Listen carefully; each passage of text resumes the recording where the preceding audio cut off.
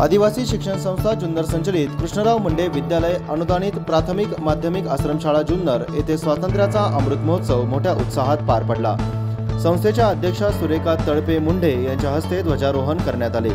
यावेळी संस्थेचे सेक्रेटरी देवराम मुंडे, अशोक मुंडे, चिमाजी कवटे, मुरकुटे महाराज, संतोष भालेराव, नजीर शेख, लक्ष्मीबाई मुंडे, गिरजाबाई तळपे, देविदास खंडागळे, शाळेचे मुख्याध्यापक बाळासाहेब कवडे, शिक्षक, शिक्षकेतर कर्मचारी, पालक व विद्यार्थी मोठ्या संख्येने उपस्थित होते।